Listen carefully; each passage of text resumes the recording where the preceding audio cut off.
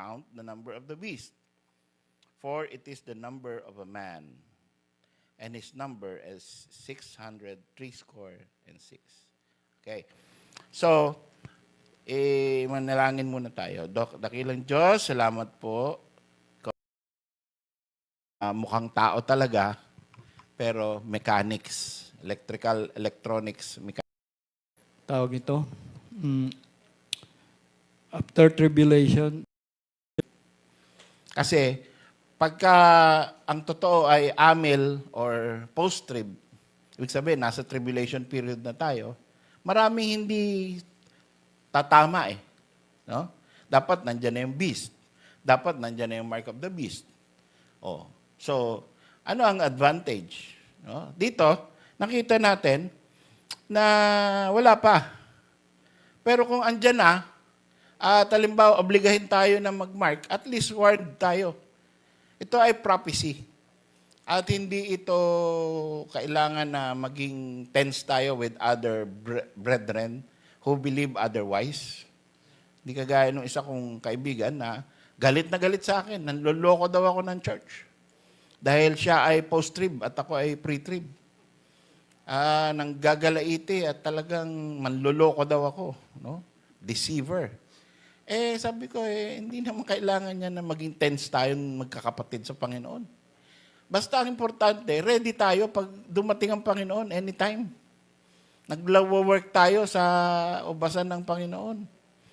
So, halimbawa, pasok na pala tayo sa tribulation. Ano ngayon? Di kung tatatakan ka, tapos aayaw tayo.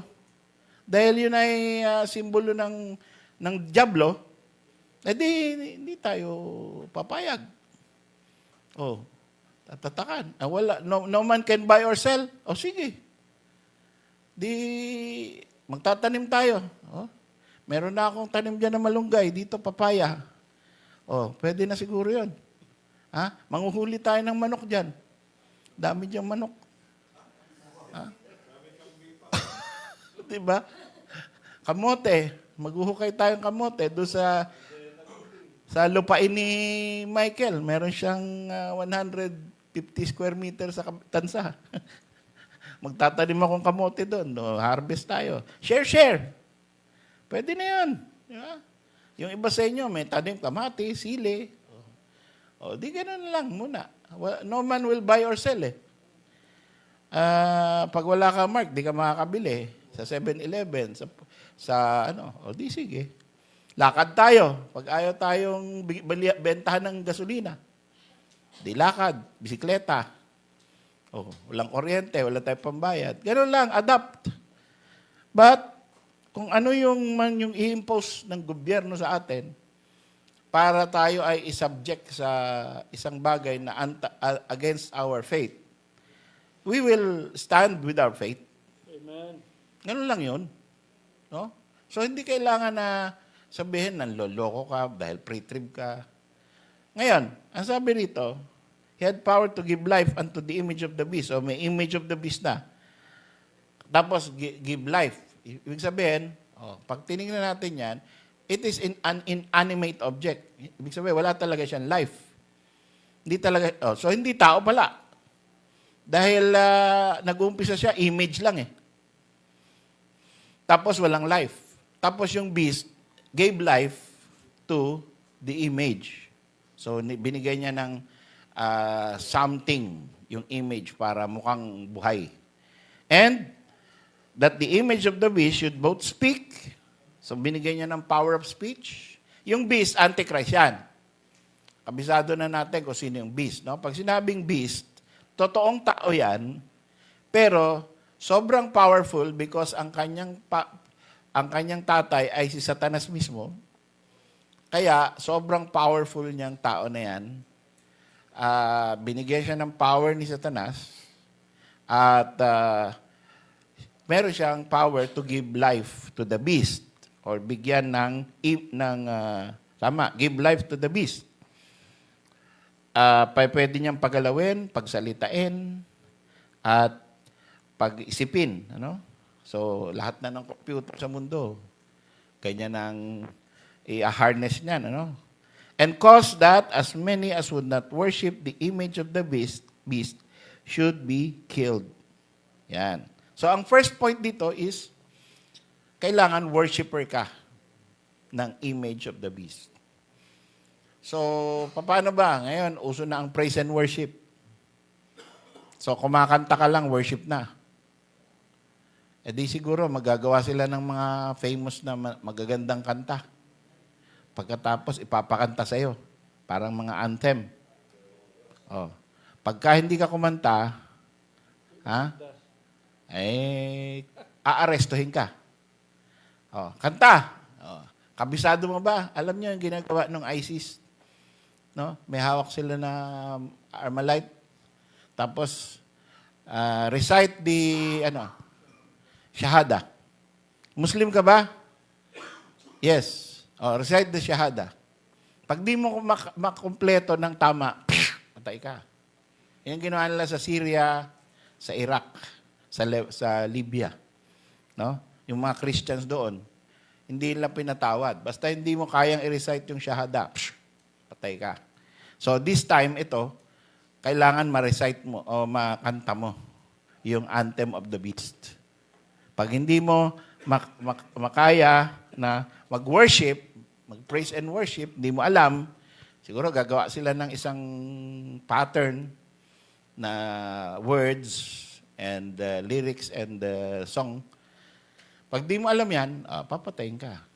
Ayun. So yung worship ay maraming mamamatay na mga ayaw. No? So halimbawa, ikaw, makita mo, no? Halimbawa, tatay ka. Makita mo yung anak mo. O, papatay ko to anak mo. Pag di mo sinamba, hindi ka lumuhod ngayon. At sambahin mo tong image of the beast. Ano kaya gagawin mo? No? Yung bata. Or yung halimbawa. Di bali ko ikaw eh. Minsan, kaya natin eh. Pero yung anak mo o yung magulang mo, no? Andun yung pressure point na hindi ko kaya. No, sige, sasamba na lang ako. Di bale, impyerno na lang ako. Minsan gano'n eh. Basta gagawin ko yung gusto ko. Di bale na, maimpyerno. Parang we make light of the damnation dahil hindi natin nakikita. Pero it is true and it is very painful pagka you worship the beast in exchange for your status with Christ. No? Mag-worship ka na lang in exchange for life para mabuhay ka, para di ka pa mamatay. Yan yung nangyari noong persecution of Christians. Kaya nagkaroon ng Novatians and Donatists. Yung first rebaptizers. No? Novatians and Donatists. That was the time when, because of persecution, maraming member ng churches ang bumaligtad.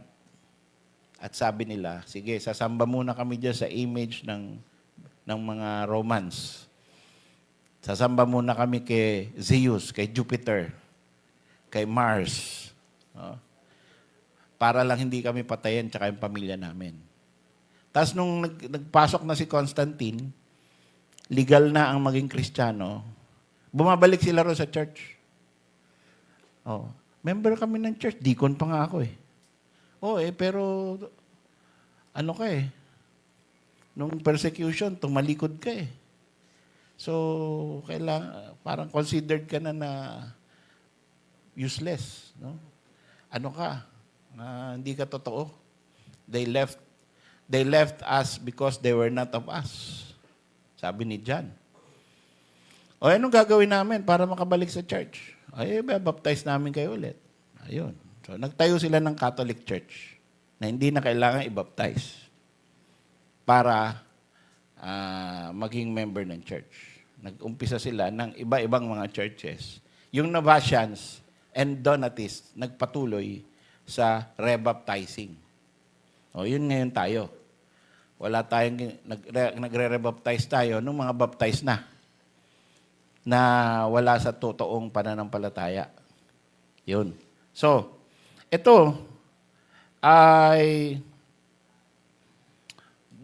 sabi rin sa verse 16, and he causeth all, both small and great, rich and poor, free and bond, to receive a mark in their right hand or in their foreheads. So, tingnan natin yung first slide. Madaming sinasabi kung ano ba yung mark na yan na in their right hand or in their foreheads. So, yung mark, minsan, yung mark, yun ang sinasabing figurative or figure of speech. Yung mark in the right hand or in the foreheads is any kind of distinction na magbibigay sa Diyos, sa anghel at sa mga tao na ikaw ay doon sa beast, imbis na dito sa Panginoong Hesukristo. So, hindi totoong mark, hindi to talagang tattoo, hindi talagang makikita ng mata mo, kundi may meaning yan. So, nung unang panahon, ang meaning na binigay sa kanila, dahil uso yung gematria or giving numbers to names, giving value of numbers to the names. Yung Neron Caesar ay binigyan nila ng mga values, mga numerical values. At by computation, dahil tinatanggap nila yung nakalagay dito na 603 score and 6, which means 666. 603 score and 6. At may value yung mga letters. So gumawa sila ng mga computations ng mga letters ng mga tao. Kaya yung Neron Caesar ay, ayan, may 50, 206, 50, 100, 60, 200. Pag kinumpute mo, 666. Oh, yung emperor, pangalan Neron Caesar, yan yung 666. Lahat ng nagpapasakop dyan, lahat ng tumatanggap na yan ng kanilang hari, yan ang may mark of the beast. Yun, that's the reasoning. Di ba? Okay? So, isa pa. Meron pang ibang computation. Next slide. Tingnan natin. Yeah, sumobra. Latinos, the language of Rome. So, lahat ng nag-speak ng Latin, yun ang parang English noon eh. No? So, ibig sabihin, lahat ng nagpapailalim sa Rome. So, kailangan mamundok ka. Dahil pagka ikaw nagpapailalim sa Rome, mark of the beast yan. So, iba na namang klaseng interpretation to.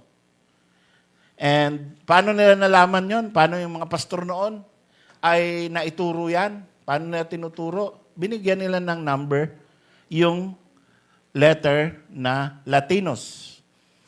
In Greek. No? Yung isa Hebrew eh. Ito naman Greek. So dito sa Greek ay binigyan nila na yung lambda is equal to 30, yung alpha is equal to 1, yung tau equals 300. So itong pagka pinagsama-sama mo yan ay 660 and 6. So yan daw ang ibig sabihin ng mark of the beast. Pagka ikaw ay Roman speaking or nagpapailalim sa Roman Empire, ikaw ay may mark of the beast. Yan. So hindi ka hahanapan ng marka sa ulo mo or sa forehead mo or sa arm. Hindi ka hahanapan. Ang hahanapan lang, pakikinggan ka kung ikaw ay nagsasubmit sa emperor or sa empire. At kung Kristiyano ka, nagsasabi kang Kristiyano, pagkatapos ay nagpapailalim ka sa Roman Empire, sasabihin, ay fake Christian ka. Hindi ka totoong Kristiyano. Kasi 666 ka eh. Tinanggap mo yung Roman Empire eh. Yan. So, iba-iba over the years. No? Ngayon ano tayo? American Empire tayo eh. No? So, computin nyo yung American Empire. Si Trump, computin nyo yung Trump. Anong value ni Trump? Baka 666 yan. Ha? Computin nyo rin yung Nilo del Mundo. Baka 666 yan. Lalagyan mo ng pangalan lalagyan mo numero yung mga pangalan eh. 77. Oh, yung saway. Tingnan nyo. So yan ay methods ng mga tao. Next is another way. Ito. Okay. Tingnan mo yung ano. Ito naman, vicarious filii. Okay. So, yung vicarious filii, yan naman, Roman numeral naman yan. At yung Roman numeral, alam natin, ang mga values. Diba? Vicarious filii Dei. Ang total nung isa ay 112, yung isa 53, yung isa 501. Pag tinotal mo yung tatlong numero total, subtotals na yon, it is 660 and 6. So ano naman yung vicarious filii Dei? Sino may alam? Taas kamay. Sandali. Huwag ka. Yung iba. Dalawa na, parehong deacon. Meron bang member na alam yung vicarious filii Dei? Wala. O sige, si Brad Louie. Bigyan mo microphone. Sa pagkakaintindi ko po, yung vicarious, yun yung substitute of Christ. Yes. Vicarious filii Dei. Filii means son, Dei means God. Vicarious means substitute. As a substitute, ay vicar of Christ or vicar of the Son of God. Okay? Vicar. Substitute of the Son of God. And sino yon, Michael? Yung Pope. Yun. Yun ang nagpapakilala na since ang Panginoong Hesus ay umakyat na sa langit, no? Dahil umakyat na siya sa langit, ay kailangan na ang church ay may human head na kahalili ni Kristo. Therefore, ako, ang Papa sa Roma, ang kahalili ni Kristo. Ayan. Ngayon, sino ang tunay na kahalili ni Kristo? May kahalili ba si Kristo? Meron. Sino yung kahalili ni Kristo? The Holy Spirit. Nasabi niya, He cannot come unless I go away. And once I go away, we shall send to you another comforter. So, ang kahalili ni Kristo, hindi tao. Espiritu ng Diyos. No? Ang pastor, hindi kahalili ni Kristo yan. No? Alam niyo ba si Jim Jones? Kasi may kilala kay Jim Jones. Jim Jones. Guyana Massacre. Guyana Mass Murder. Wala? Okay. So, yung si Jim Jones, si Reverend Jim Jones, ay nagpakilala na siya ay kahalili ni Kristo. At dahil doon, dinala niya yung kanyang mga alagad, 200, including children, sa Guyana, sa France. Galing sila sa US, tapos binenta nila lahat, at sabi nila, pupunta na tayo sa Promised Land. So, punta sila sa French Guyana, and then, they drank the Kool-Aid. Kaya, sa Amerika, doon sa amin, sa States, pagka sinabi, you drank the Kool-Aid, ibig sabihin, nagpaloko kayo sa pastor nyo. Nagpaloko kayo doon sa leader nyo, sa politiko. You drank the Kool-Aid. Koolaid.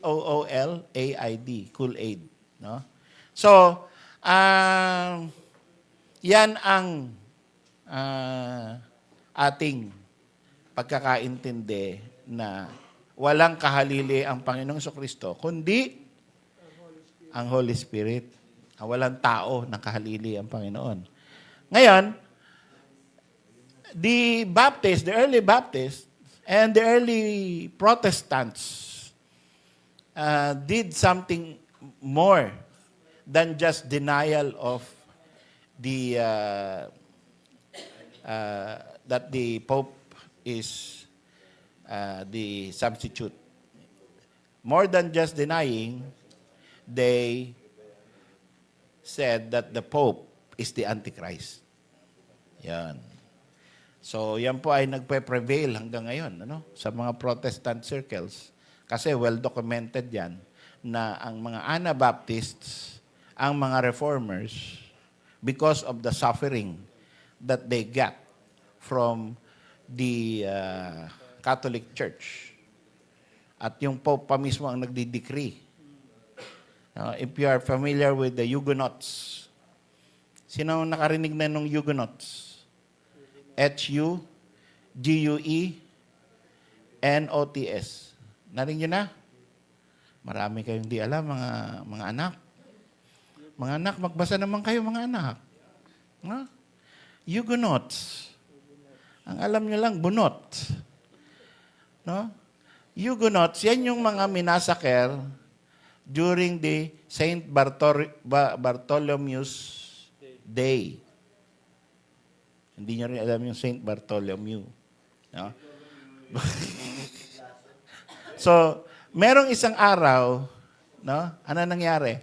During that time, sabi ng mga bishop sa France, magkasundo na tayo. Sabi niya doon sa Huguenots, yan yung mga Anabaptists. Yan yung mga rebaptizers. Ang pastor nila ang tawag Barbs. No? So, i-gather nyo lahat ng mga pastor sa isang auditorium at magde-declare na tayo ng kasunduan. Dito ang tuwa yung mga Baptist. Hindi na kami persecute. Wow! Hindi na tayo huntingin. Pagkakataon na natin to, mga kapatid, mga kapwa-pastor, pagkakataon na natin to, attend tayo doon kay bishop. Kaya delikado yung mga bishop no? So, punta sila. Pagdating nila doon sa auditorium, pinaligiran ng mga sundalo. At sabi ng bishop, kill! Ay, ubos. 400 na pastor. Ubos. Pagkatapos, nung nagustuhan nila, parang nagkaroon sila ng bloodlust, kill all Huguenots. Kaya yung buong France, lahat, hinanting nila, lahat, basta Huguenot ka, basta ikaw, siguro, may iba ang damit. Huguenot yan, Huguenot yan. Pinapatay. Kaya yon ang Saint Bartholomew's Day Massacre. Tapos yung Pope noon ay sumulat ng letter of congratulation dahil sa maraming napatay na Baptist. Isipin niyo yan, Ganong kalupit. At ito ay totoo, kaya si Pope John Paul II ay sumulat ng letter of apology. Sabi niya, maraming ginawa na mali ang Catholic Church during the early days. So si Pope John Paul II ay humingi ng tawad sa mga ginawa ng earlier popes and earlier Catholics. Kaya hanggang ngayon, makikita natin sa mga literature, the Pope is the Antichrist. But the real Antichrist is greater than the Pope. Because if we will literalize the actions of this beast who is able to give life to the image of the beast so that he can speak, wala namang ginagawang ganyan ng Pope. Diba? Kaya niya lang pumatay, kaya niya mag-rule, kaya niya mag-decree, pero wala naman siyang ginawang image of the Pope. Tapos pinagsalita niya. Wala pang ganyan. Kung literal ang interpretation natin dito sa Revelation 13, 16, 15. So sa 16, ayon dito sa Vicarious Filii Dei, lahat ng tumatanggap sa rule ng Pope ay may mark of the beast. Ibig sabihin yan, lahat ng Catholic ay may mark of the beast. Yun ang ibig sabihin yan. Next slide. Okay? Sa Seventh-day Adventist naman, pagka ikaw Sunday worshiper, yun yung mark of the beast. No? Kasi sila Sabado eh. Pag Sunday ka, mark of the beast ka. Ayun. So hanggang ngayon, yun ang turo nila. Tanungin mo, ikaw ba naniniwala? Alam niyo, ang mga Sabadista ay nagpupumilit na matanggap na as an evangelical. Kagaya natin. No? Anong commonality pag sinabing evangelical? Ha? Brother June. Pag evangelical, tayo ba evangelical? Amen. O, bakit tayo evangelical? Evangelize. O, ano pa? Ha? Brother Evan. Anong evangelical? Ang mga Protestant, mga evangelical yan. CCF, evangelical yan. Baptist, evangelical yan. Ang Seventh-day Adventist, hindi evangelical. Ang Pentecostal, hindi evangelical. Ano yung evangelical? Oh, yun. Maganda palang. Oh, Rain, nagtataas ng kamay. Hindi ba? Umiinat ka lang. Akala ko nagtataas ka ng kamay. Sino may alam? Brad. Evangelical po, sa pagkakaunawa ko, ay yung naniniwala sa tunay na ebanghelyo, which is the death, burial, and resurrection of Lord Jesus Christ. And tungkol sa salvation, it is by grace through faith. Yes. Yun. Yan, no? Ayun ba sana? Oh, sayang, no? Hindi mo lang nasabi. Nasa dulo na eh. Ayun. So, ang mga Reformed, ang mga Protestant, ang mga Methodist, supposed to be. Ang core teaching nila, salvation is by grace alone, through faith alone. So, ang Catholic, hindi evangelical. Ang Seventh-day Adventist, hindi evangelical. Bakit? By works. Di ba? Hindi by grace. By works. Grace plus works. So, pagka ang isang church ay nagtuturo ng grace plus works, ngayon, ang Seventh-day Adventist, meron pang grace plus work, plus, pagka ikaw ay nagsasamba ng linggo, antikristo ka. Kahit na naniniwala ka pa sa salvation by grace through faith. Antikristo ka. Hindi ka pwedeng save. Yun. Kita niya? Okay. So, yan yung problema. No? Next. Ngayon, dumating tayo sa 1960s. Noong 1960s, ay nagbago na ang theory ng mga evangelicals. At sabi nila, alam na namin, hindi ang Pope ang Antichrist, hindi ang Vicarious Filidae, hindi ang Sunday, yung barcode. Kasi lahat ng supermarket ay may barcode. At hindi ka makakabili, hindi ka makakabenta nang walang barcode. Ayun. At yung barcode, yung beginning, yung gitna, at saka yung dulo, ang simbolo nun ay 6. Yung dalawang linya na ganyan, na ganong kanipis, 6 yun. Kaya 666. So, ang daming mga pastor, kahit Baptist, nagturo niyan. No? Yung mga 1940, nauso na yung barcode. Kailan ba nauso yan? Mga 60s yan. O 70. 1970, 60s yata, wala pang barcode. Oo. Kasi ang soft drink na nabibili pa ng 5 centavos eh. So hindi pa kailangan ng barcode. Bibili ko ng sarsaparilla nun, 5 pesos, 5 centavos lang eh. Ha? Pamasahin nun, G's eh. 'Di ba? Kaya sa jeep, makita mo doon, upong G's lang. Ibig sabihin, pag umupo ka, gano'n, kasi G's, 10 centavos. Pagka nakaganyan ka, 20 centavos na yan.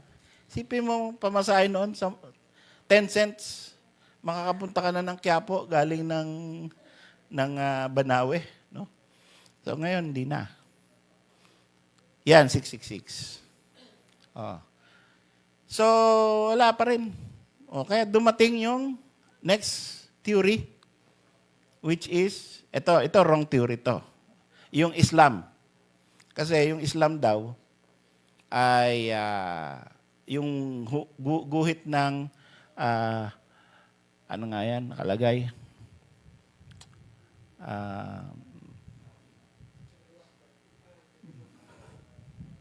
Mark of the beast. In the name of Allah. Bismillah. Yun. Yung Bismillah, ay ibig sabihin daw nun, ay kamukhang-kamukha ng Greek letters ng Revelation 13:18. Kasi yung Revelation 13:18 ay ganito, ang dulo. Yan. 603 Yan yung Greek. No? Tapos, kinompare nila doon sa Bismillah, pag ano naman yan. Bismi Allah. So, pareho. Pero hindi. Bakit mali ang theory na itong si Walid Shoebat? Because, sabi, it is the number of a man. Hindi number of a religion. Diba? Sabi, sa verse 18, here is wisdom. Let him that hath understanding count the number of the beast. For it is the number of a man. So, hindi naman yan ang number ni Muhammad eh. Number yan ng, in the name of Allah is the number of a, it's not even a number. Those are letters of a religion na may similarity lang doon sa 603 Kaya, hindi pasado yan. Next. Yan naman. Ito, medyo modern na. Inabot mo na yan, Brad June. Na? Itong RFID chip. No? Naka-chip ka ba?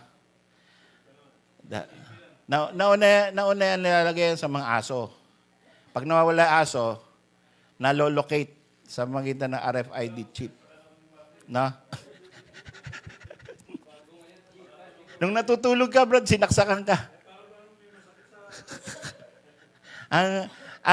Dito, matunog na matunog, nung nabalita yan, or naging theory yan, no? Totoo yan. RFID chip ang Antichrist. Nakakabili na. Nakakabili sa pamagitan. Gaganon mo lang, oh. Pag nagpa-chip ka, gaganon mo lang, ma-register na sa computer na may pera ka. Ang katotohanan pa nga niyan, si Chris Aquino nagpa-chip na. Nabalitaan niyo ba yan? Mahina kayo sa balita, no? Siya ang unang, di ba? Siya. Siya ang unang sa Pilipinas na nagpa-chip. No? Kaya, yan. Totoo yan. Actually, sa Amerika, merong isang, minsan nagpa-party sila na ang pwede lang makabili ay yung may chip. No? Gumagawa na sila. May mga supermarket sila na yung may chip. Yung tinuro ka ng, ng ganyan. No? Yun lang ang pwedeng mag-participate. Yan. So, these are intentional. Intentionally, they hate Christ. Kaya ginagawa nila yan. So, yan na. Diyan na nag-uumpisa ang, hindi natin alam kung yan nga ang gagawin. Pero meron pa iba eh. Next, ano pa? Meron pa ba? Ito na. Wearable. No? Ito ay hindi na chip. Kundi isang uri ng electronic ano yan eh, circuit. Hindi yan QR code. No? Electronic circuit yan na nagre-react sa another electronic reader. So that pag meron kang ganyan, dito, no, halos hindi mo man-notice yan. Tsaka dito, pag nilagay mo yan, yun nga, pag nilagay mo yan dyan, o dito, hindi mo walang makakakita except yung machine. No? Kasi yan, electronic device yan eh. May ano yan eh, may mga IC. Pero sobrang nipis ng IC na pwedeng parang tattoo lang. So yan na yung ngayon. Yan na ngayon ang gustong ibigay na sa buong mundo ni Bill Gates. Yan. Sabi nila si Bill Gates daw, Antichrist. Compute mo nga yung number ni Bill Gates. Kung 666 yun. No? So, next. Meron pa ba? Wala na. Okay. So, ito lang, no? May mga naniniwala, kagaya ni John MacArthur, tsaka ni Pastor Chito. Kinausap ko si Pastor Chito na kahit magpatataka, pwedeng save ka pa rin.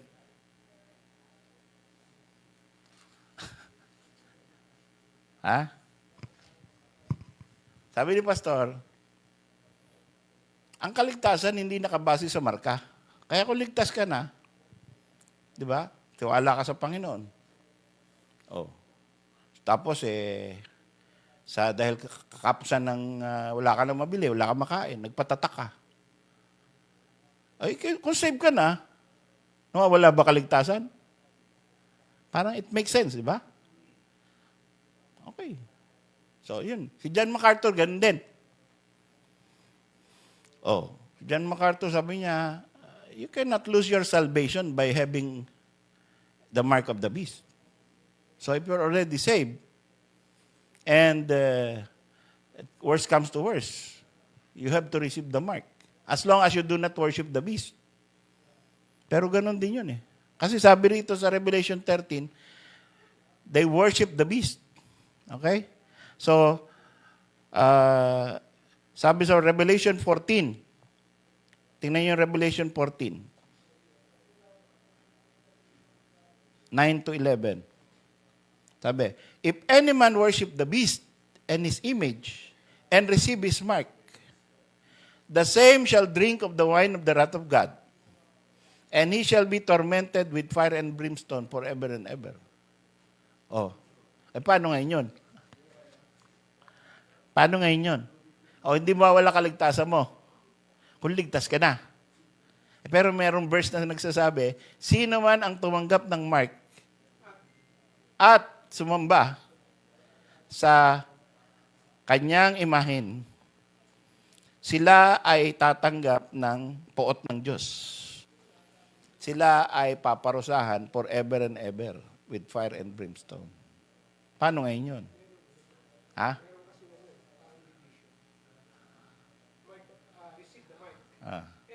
And worship. Oh. Basta you don't worship. Parang pwede. So, pag nagtatataka na, magpapatataka? Ha? Di mo alam. Ha? Hindi.